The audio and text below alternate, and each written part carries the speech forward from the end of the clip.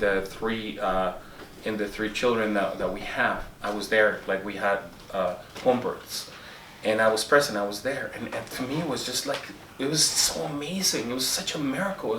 It was like I felt overwhelmed of joy and love. But when you see people truly be born of God, I'm talking about truly when they believe this gospel, when they really understand it and they go, that's right. I was meant to be a child of God. I am meant to live for the King of Kings and Lord of Lords. When truly, there's no better joy than that. Yes. So I can't explain it to you to the level that I feel it, because this is something that you have to you have to live and to experience. And that's what we're inviting you. So it's not like we're inviting you to, it's like, oh, you have to stop living for yourself, and no, you can't do this, and no, you can't do that, and you gotta stop dressing like this, and you gotta stop that. That's just religion. That's just religion. We're not inviting you to a religion. We're inviting you to have an abundant life.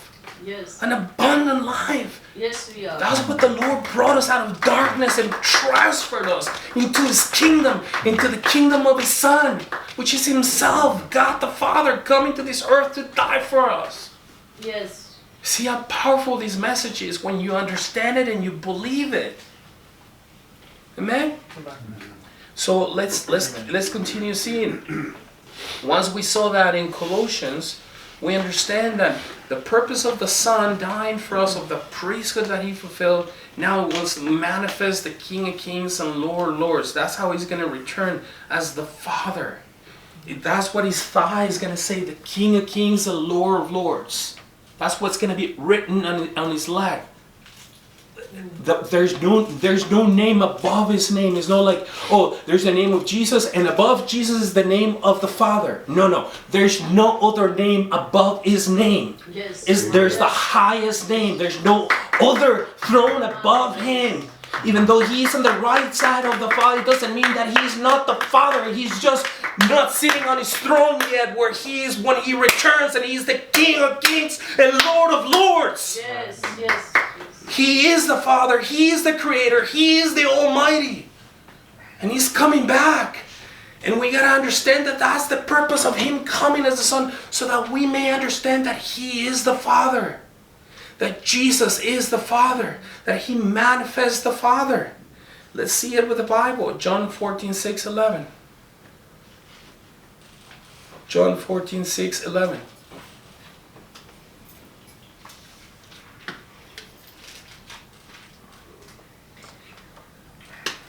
6:11 to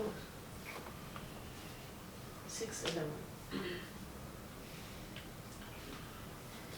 But this He said to test him, for He Himself knew that what He would do. Philip answered him. John chapter 14. 14. Yeah. It says this: believe me that I am the Father, that I'm in the Father, and the Father is in me. Or else believe on account of the works themselves.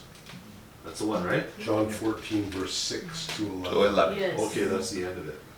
Yeah, this is, Jesus said to him, I am the way, the truth, and the life. No one comes to the Father except through me. The Father reveals, if you had known me, you would have known my Father also, and from now on you know Him and have seen Him. Philip said to him, Lord, show us the Father, and it is sufficient for us. Jesus said to him, have I been with you so long, and yet you have not known me, Philip?